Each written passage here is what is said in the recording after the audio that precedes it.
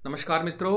UP police ने अपनी गिरफ्तारी की प्रक्रिया में ज़्यादा जवाबदेही और पारदर्शिता सुनिश्चित करने के लिए कुछ ज़रूरी बदलाव किए हैं और सीबीआई और ईडी की तरह जो केंद्रीय एजेंसियां हैं उन्हीं की तर्ज पर कुछ नए महत्वपूर्ण बदलाव हमें देखने को मिल रहे हैं।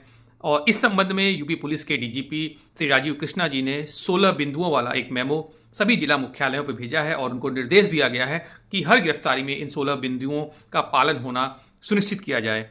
दरअसल इन सब के पीछे जो खास वजह है वो है सुप्रीम कोर्ट और इलाहाबाद हाई कोर्ट के द्वारा दिए गए समय समय पर महत्वपूर्ण ऑब्जर्वेशन और दिशा निर्देश। साथ ही मानवाधिकार आयोग ने भी कई बार इस संबंध में अपनी अनुशंसाएं जाहिर की हैं, दी हैं।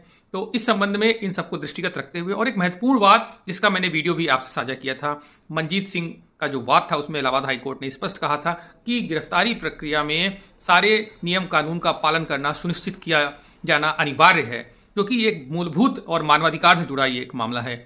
और इन्हीं सबको दृष्टिगत रखते हुए यूपी पुलिस के द्वारा कहा गया है कि अब आगे से कोई भी गिरफ्तारी में संबंधित व्यक्ति को ये कारण बताना होगा कि वो किस कारण गिरफ्तार किया जा रहा है। साथ ही 2 स्वतंत्र गवाहों के हस्ताक्षर अनिवार्य होंगे किसी भी गिरफ्तारी में। इसके अलावा जो भी चीज़ें बरामद होगी उनको भी स्पष्ट रूप से लिखना होगा और इन सबको एक नामित अधिकारी इनका सबका सुपरविजन करेगा कि ये सारी चीज़ों का जो पालन है वो हुआ है या फिर नहीं।